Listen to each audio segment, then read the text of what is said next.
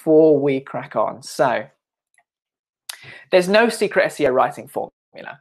There's nothing that's going to make you outrank everybody else. It's about lots of contributing factors. It's about the tech, it's about the links, and it's about the content. So there's no secret SEO writing formula that's going to make you outperform all of your competitors. Lots of people, when they commission somebody to write for their website, is very concerned about optimization, and they don't seem to care as much about conversion initially. It's only when people come to us with very well-equipped sites that they're suddenly worried about conversion. But it's a mistake, and it's a misconception to think that writing is about optimization. It should be about both. And actually, I always tend to think of it more as a conversion art. The better your copy is, the better your writing is, the more you're going to convert. Ultimately, your pages or your leaflets or whatever it is you're putting out there is a series of words plus a series of images. Doesn't really matter what your business is. It's always going to be those things. So you need to make sure that the words that you put on the page, wherever they're going, have impact. So think conversion actually is always more important than anything else. There's no perfect word count for every page. There's no perfect keyword density. So if you've ever written optimized copy before, you might have heard people say, make sure you get the keywords in the page as much as you can, or hit the correct keyword density or percentage. Doesn't exist. It's not a thing. So don't worry about that. So I guess you're all here because you want to learn how to write well, but let's reverse that slightly and learn how we could write terribly. Because by knowing how we could write terribly, we should avoid that in the future. I mean, you could just write for a search engine and slam loads of keywords into your content and make it unreadable or sound like a robot. That's a good way to start. But I actually have 8 surefire tips to make sure you can write as terribly as possible. So if you want to take notes on these, get ready for them. Here they come. So bad copy has no audience. If there's no audience, then it's going to perform terribly. So that's what it's going to have. It's going to have absolutely no audience. If they try to contact you, block them. You're not interested in them whatsoever. Don't even find them to begin with. It's not going to have any goals. They're always changing. So what's the point in them anyway? Okay, no goals, no point. It's just going to be a list of keywords. I want all the high volume ones and all the targeting in one page. If a page targets 1 million audiences and 1 million different keywords, it's going to perform the worst. So that's what we want for bad copy. All the keywords, every nook and cranny. Like I said before, it's like writing for purely a search engine, which, by the way, doesn't work anymore. It did used to, crazily. Black Hat SEO used to just smash keywords around the side and make them all white. So you couldn't see it on your screen, but actually what Google was reading was tons and tons of keywords. Doesn't work anymore. Or you could ultimately use absolutely no keywords whatsoever, and that would make you unique. Obviously, that's not going to work because if there's nothing in there at all, you're not going to be findable. Number 5, the more content, the better. So loads and loads of words. Every single page must be loads and loads of words. Oh, let's close that. Until you're over 9,000 words. Now, there are studies that show that the pages with 10,000 words do tend to rank higher on Google. This is true, but these are all in-depth articles and research, and of course they're going to rank higher because they're probably likely the only ones of their kind on the internet. There are loads of these and they're all going to rank top page. So don't start thinking that all of your pages have to have 1 million words, and over 9,000 is a Dragon Ball Z nerdy reference, so sorry if you didn't get that. Number 6, no priority sections of this page. Just fill the white space.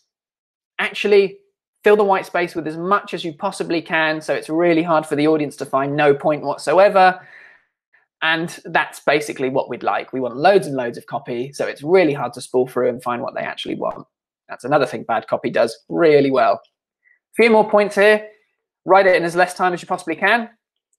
And then don't even bother proofing or reading it because everybody knows you write your best stuff on the first go round. So there you go. Those are your 8 points. Surefire tips for the worst copy you've ever written. That's them. Okay. Very important to remember those because if you know them, then you won't do them. And it's very easy, to slip into the trap of doing things like that. And then when you come back and this is what I'm going to talk about later, write drunk, edit sober, you'll come back and you'll think, oh my gosh, and you will just change it all. But just be aware that it could possibly be there, all of those things. And so when it comes to actually writing good content, it's not about writing right, but it is about writing to invite. Your pages, your leaflets, your whatever, I don't know why I keep referencing leaflets, but whatever it is that you're writing, it has to invite the user first. If they land there, if they read it, if they see it on the TV, and it's not inviting them first and foremost, then they're gone. Okay, so we need to learn how to write to invite before we can do anything else. And the best way to be inviting is to be more like an actual person, be a human, and humans look for connection.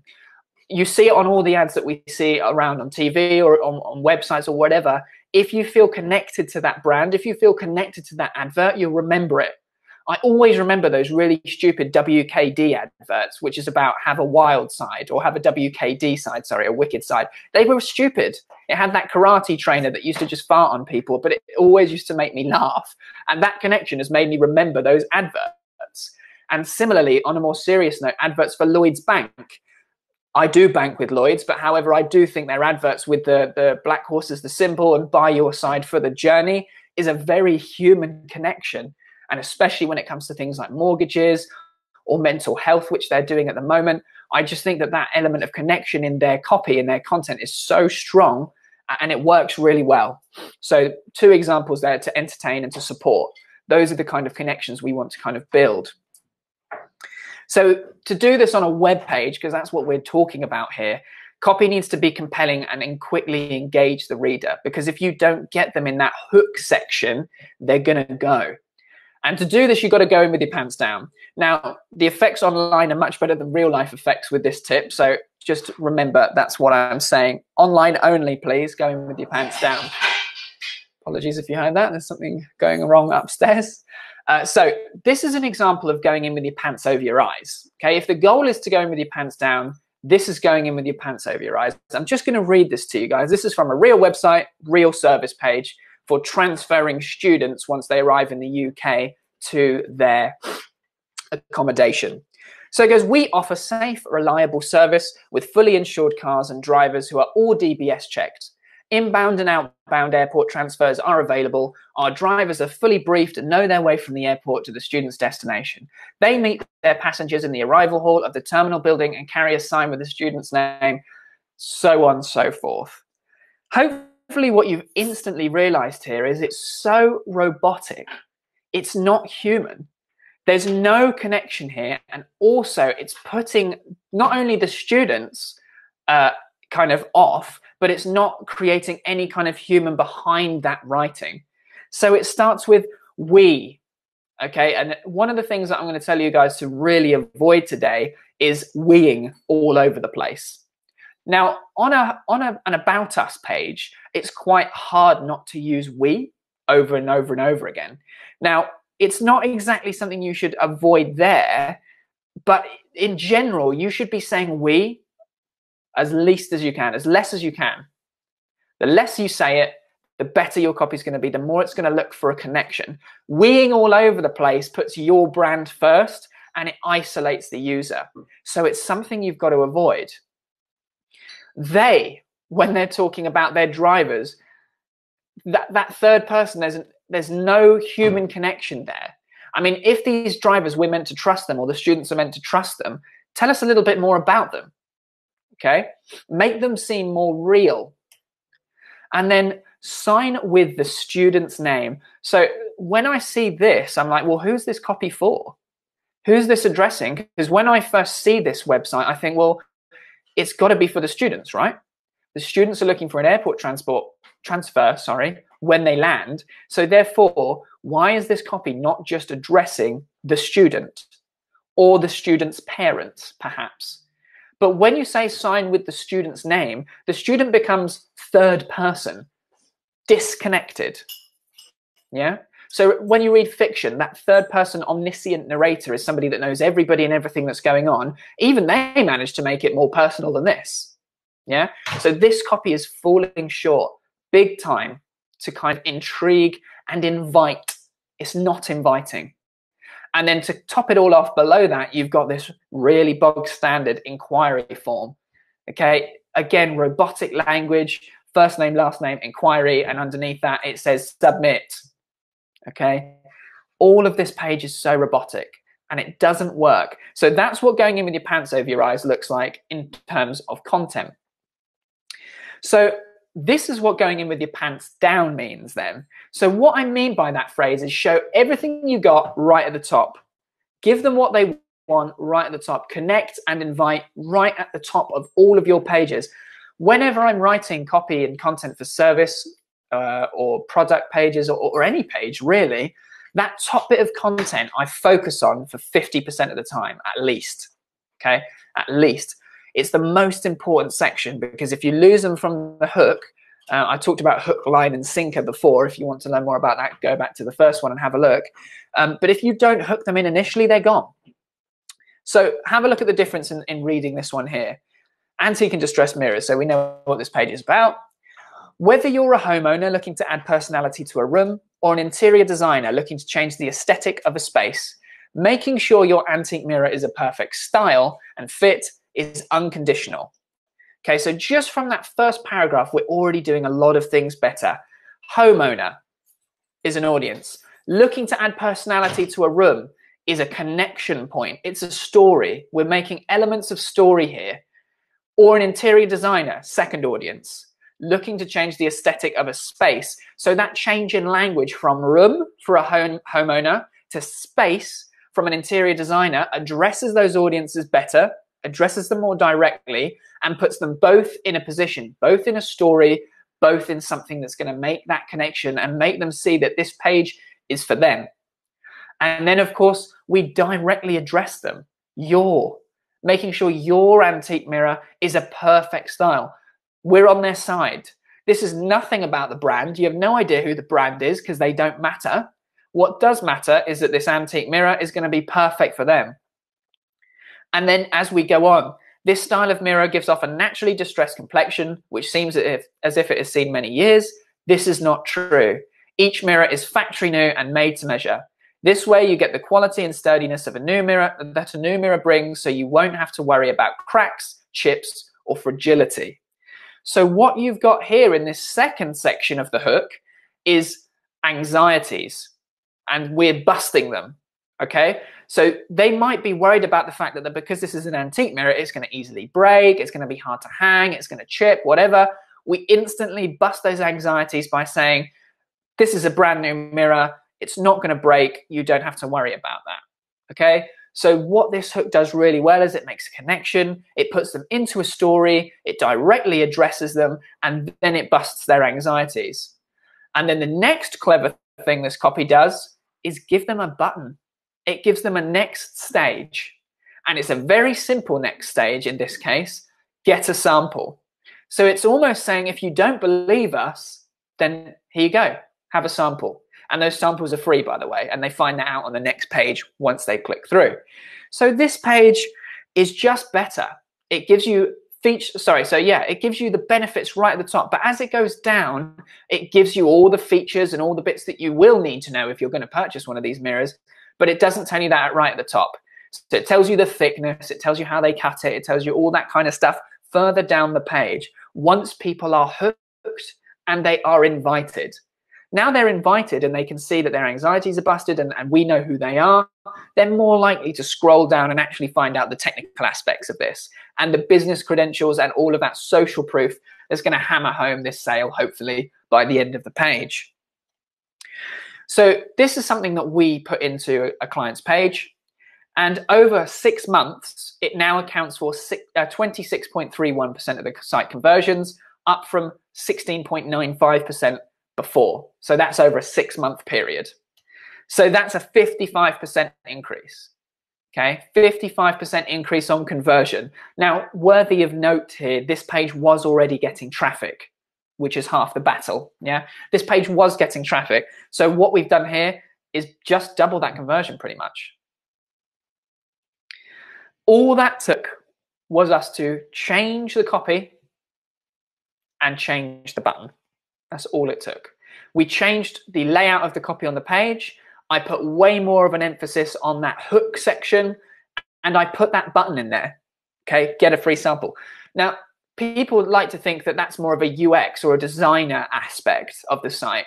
Okay, yes, it is. But if a lot of you are managing your sites, you've probably got the ability to go in there and add a button or take a button away, or just ask your developer to do it. It's a very quick and simple thing to do.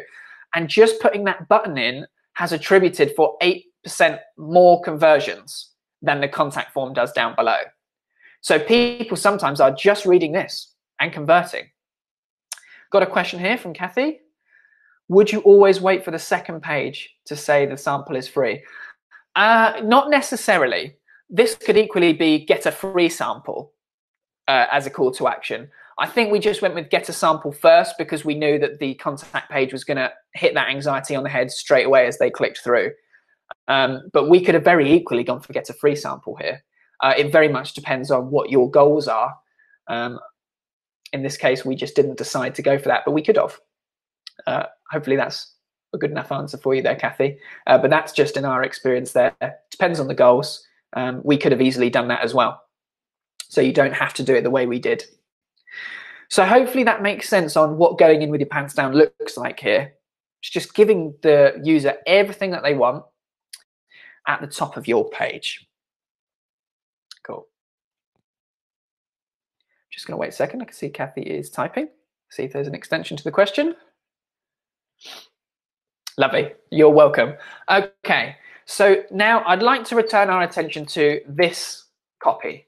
Okay. I'm going to look at how you can improve this copy. We've seen a good example here, completely different site.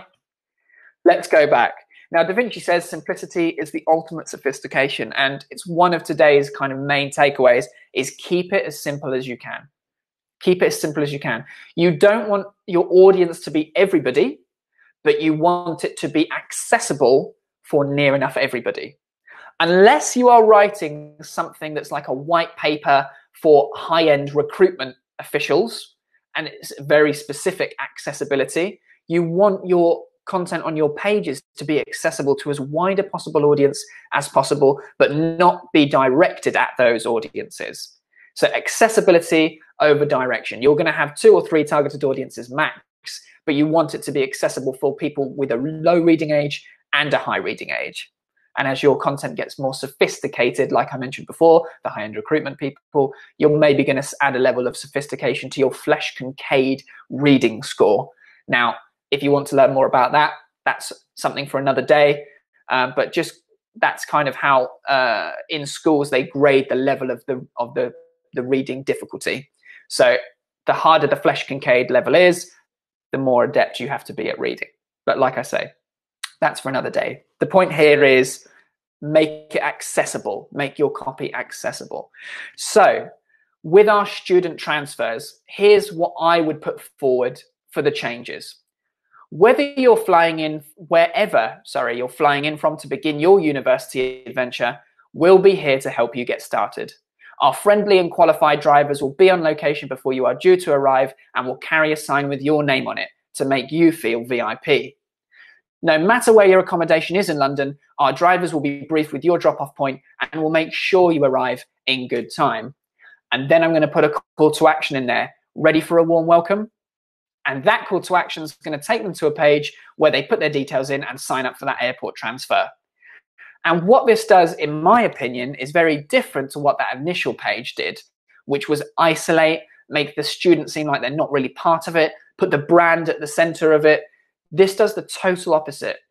It invites them in. So it doesn't matter where you're coming from. We know you're here for university and we're going to help you get started.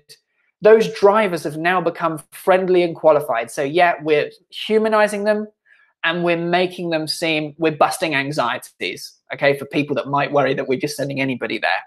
They're going to be there before you even arrive, another anxiety buster. Your name's going to be on a sign, and the reason it's on that sign is to make you feel VIP. It gives this brand a little bit of just a human voice and that element of connection we're looking for here. Yeah, the reason they're there to do that airport transfer is for the student. It's not for a robotic kind of systematic drop off, pick up, location, point thing. Okay, it's more than that. These people are going to be the first people to welcome them if they're flying in from another country for the first time to go to a new university. Hugely daunting. Okay, this site would also be translated across languages, by the way. But this is the kind of feel we would want from them. No matter where your accommodation is, again, anxiety buster. Drivers are going to be briefed with your drop-off point and make sure you arrive in good time. So this is all about making that connection here, directly addressing the students, and then just busting their anxieties, because this is going to be a really big point of anxiety for many of them.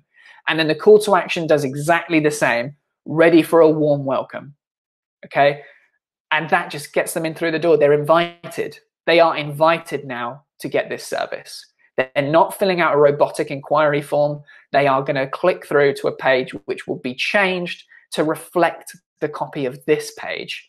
Or ready for a warm welcome might just take them through to the generic contact page, which is absolutely fine, so long as the contact page reflects the same voice and that same level of invitingness, which isn't a word, but it offers the same level of invite as this page. It all has to be consistent, otherwise it all falls apart. Now, hopefully that makes sense. That changes a lot to my mind, and that's simplicity in action. Another point as well, in the initial thing, it talked about DBS checks, inbound and outbound transfers. It's all important information, but not above the fold. It's not, because it's not inviting, is it? If you say that our drivers are DBS checked, it all seems very official. As a student coming to a university, I'm not looking for the official stuff. I'm looking to feel welcome. I'm looking not to feel anxious. So it doesn't matter at the top, put it down below. Okay, so that's the example section over with. And I want to talk to you about writing techniques now and what you can do kind of to pick up for your everyday kind of writing bits and bobs. And I'm going to speed up slightly because I took way too long explaining that, and we're now almost at half past. But I've got a couple of these for you. So clunky sentences, they're a big thing. Loads of things you can have in your sentences that just bloat them. It just bloats them. Okay, so things like people write in order to, it's just to. Yeah, things like in the process of generally don't even have to be in sentences at all. Words like in actual fact, sorry, phrases like in actual fact, or words like basically, actually, they're just arbitrary.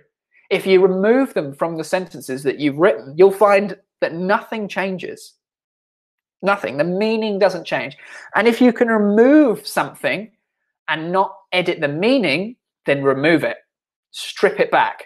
Now, the one confusing one here is in terms of, and I've told you to switch the subject and the verb. What I mean by that, so say you've got a sentence that says, in terms of our product, you flick a switch and your productivity goes up. By swapping the subject, which is the product, and the verb, the flicking of the switch, you can make this sentence better and you can get rid of in terms of. So the sentence will become, watch your productivity soar with a flick of a switch. Okay? And that just makes it better. And we also put productivity at the forefront there, which is more important than either in terms of or product. Okay? Productivity is the important thing there, not the actual product itself. And then I've got some phrases here that I hate. Solutions and global solutions. Everything's a solution. People have problems, so they look for solutions. It's a total undersell. It doesn't make you stand out.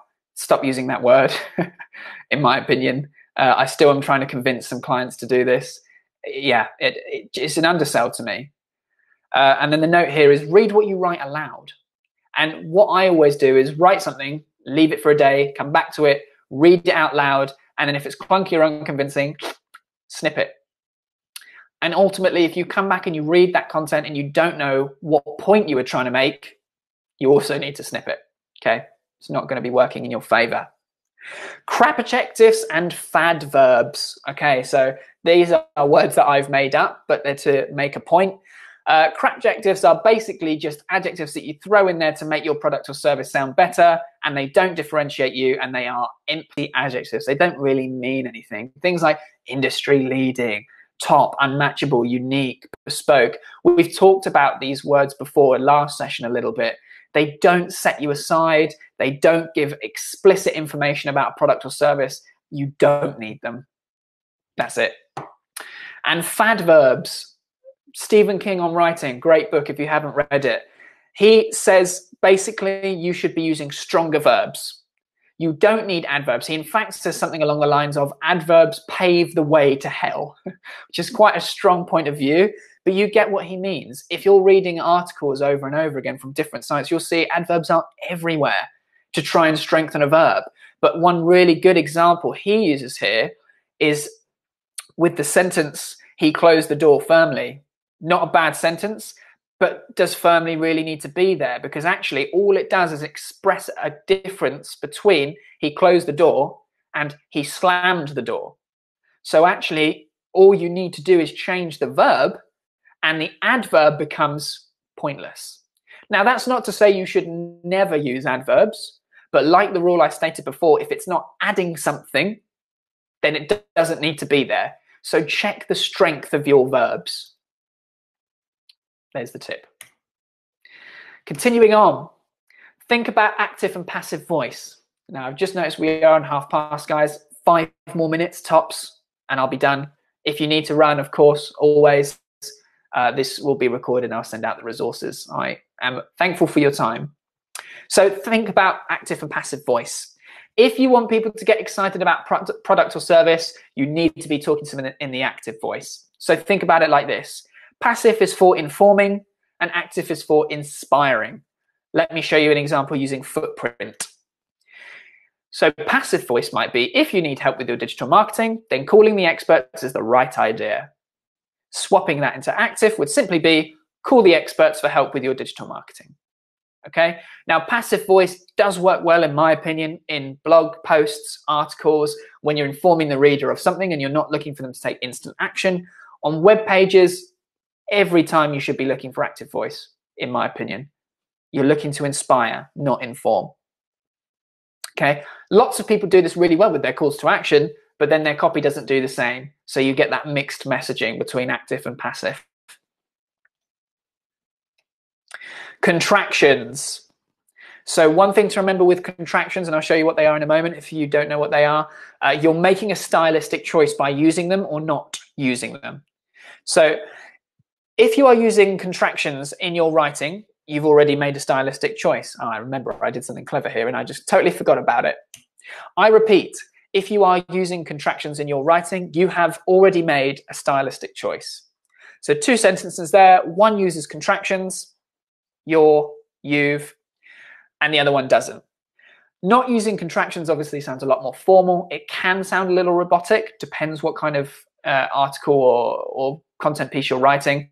Not using using contractions just always comes across as more conversational and tends to be more accessible because of this Flesch Kincaid reading level, okay? About as many words as you can get in your sentence. So think about the tone, the severity of the message you're conveying. Like I just said, conversational, use contractions in my opinion. More formal, you want to be not using them. Okay, yeah, and then don't swap between the two, pretty much. So again, I've got the student accommodation site here as an example. I apologize to them, but using bullet points is really, really important because bullet points gives your page a focal point. And what you'll find is as soon, Faye, no worry, I'll come back in a second and answer that question. Using bullet points, is going to give your copy a focal point and it's going to break down really useful information. So I'm not going to read through this clunky text. I'm just going to show you the difference.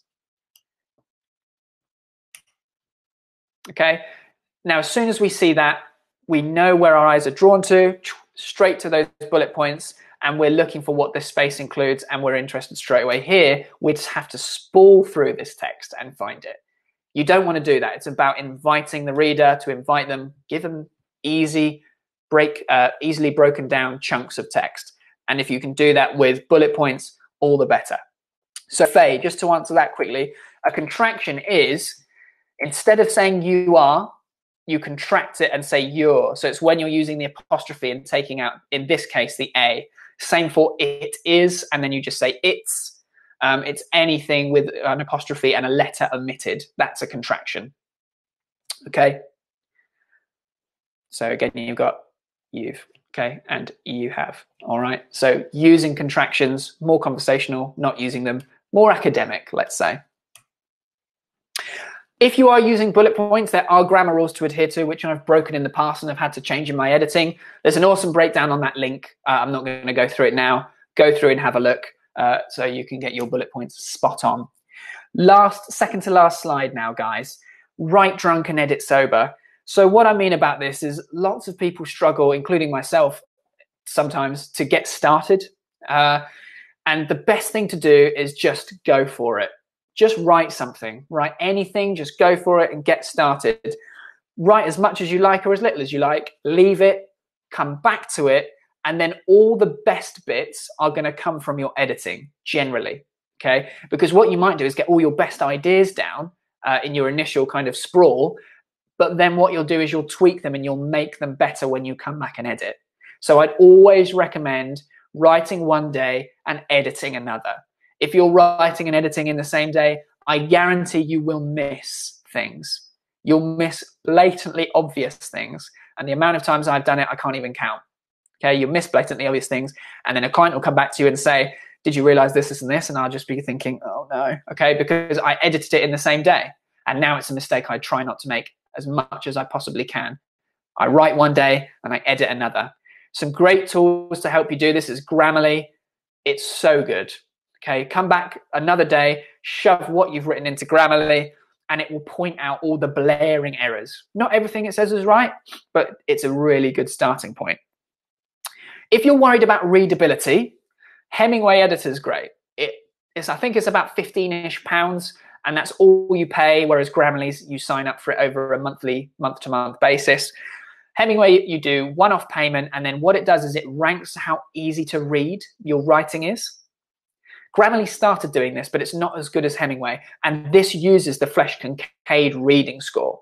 So you pop your text in there and it will tell you how hard each of your sentences are to read. If you've got a Yoast plugin on your website, this is for those of you who are using more advanced kind of plugins for your WordPress, Yoast also has this kind of readability score, which is similar to Hemingway. So that's a good point. But ultimately, the best people, in my opinion, to have a look at your writing is others, because other people will be able to give you that human element, which Hemingway and Grammarly can't. They'll be able to tell you if it does connect with them, if it resonates, if it sounds good, if it sounds poor. These will tell you if it's all perfectly kind of full stopped and capitalized, but only other humans will tell you if it's a good, solid piece of resonating writing. So always use other people if you can. And that brings us to the end, guys. I have gone 7 minutes over. I do apologize. I hope it's been useful to you. I hope there's been things in there that you can put into practice straight away or you can take away. There's only one more session to go, which is storytelling. I hinted a little bit on storytelling today with the above the fold copy. But I'm going to go into it in a much more detail next week for the last session, because storytelling really for me is the thing that makes sales and marketing different. And I'm not saying that because I don't think salespeople do it or that good salespeople don't do it. I'm saying that because marketing really is the storytelling element of selling a product or service. So it's really important to be aware of that when you are marketing something. I hope this was useful, guys. I always say this at the end, but add me on LinkedIn, follow me on Twitter. I'll always follow and add you back. Endorse me on LinkedIn if you feel like it. That would be great. Criticize me if you feel like it. I'm open to that too. Just talk. This is about conversation. You know, we're all stuck up at home. Any conversation you've got, any questions you have, reach out. Anything that didn't make sense, of course, reach out. If anybody's got any questions, I'm happy to hang around and answer a few. So Kathy says, this is my first session, wasn't able to make the others. Absolutely, Kathy, that's fine. If you've signed up to today's, well, obviously you have, I'll send over the link to this recording and the presentation, and it will have links on that page to the previous sessions. I'm going to add those today, so you'll be able to go back to 1, 2, and 3. So thank you for coming, Kathy, and hopefully you'll find the others useful. Just wait and see if there are any other questions at all. You can see we've got Debbie typing away at the moment. I don't know if it's a question or not.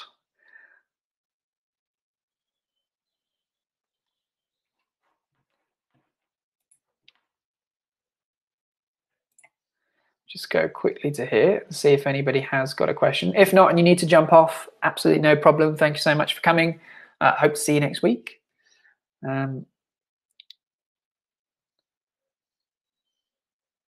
Yes, yeah, right as if you are talking, definitely. Conversation is connection, and if you can make your writing do that, you're on to a real winner there.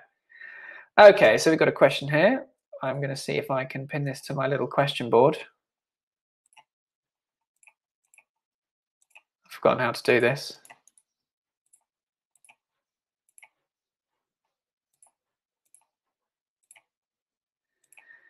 No, I can't remember how to do it. Oh, here we go. Bosh. Right. Good. So, Kathy, if you want to overhaul the writing style and brand voice on a website, where do you start? Whoa, that is a question. Okay. If you're not happy with anything on your site and you want to go back and do it all again, I would really suggest that you start with doing some level of brand positioning or a voice positioning document. Now, there are loads of these kind of freebie-ish things floating around. I would always say get somebody to help with this. What I might do, Kathy, is share with you our brand positioning document, a blank one, and you can see how we kind of work through those things. Because to get your voice consistent and accurate across a site, you're going to need to do lots of things. You're going to need to have a value statement, a we believe statement, the why you exist, and then you're going to have a series of language that goes into your calls to actions, that goes into your sales messaging, your believe statements, and they're going to have to be kind of listed out. And then that's the best place to start when you kind of have, if you like, a huge word cloud of words and phrases that you're happy with. And that then you can kind of distribute onto the different pages. Because consistent messaging, even if you're repeating similar messaging over and over again, is going to really begin to resonate with your audience. So I would say go back and do a why you exist, and then the different types of language for the different areas of your site kind of document. And I will send over the brand positioning so you can see how we do it. But yeah, you're going to need to go through a couple of different exercises to think about your sales messages, your belief statements, and all of that kind of stuff. So that's what I would do. Yeah, like Tasha said, brand voice positioning template would be useful. I will get you guys the blank version. I'll put it up on the links on our page. It doesn't necessarily talk about voice, but what it does do in there is that you can break down all the different elements of your business yourself and really start thinking about what matters to you and the messaging that matters and what you believe in, etc. Hopefully that was useful and it wasn't too roundabout, Kathy.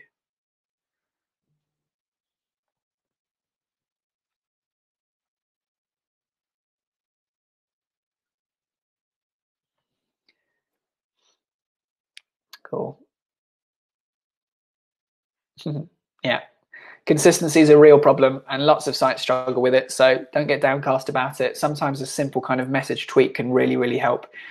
But great. I am going to put that resource up for you today then, and then I'll be sending all of it around later. Thank you very much for coming, guys. I can see most people have dropped out now, so I'm going to end the webinar here. It was good to see you, and hopefully I'll see you next week.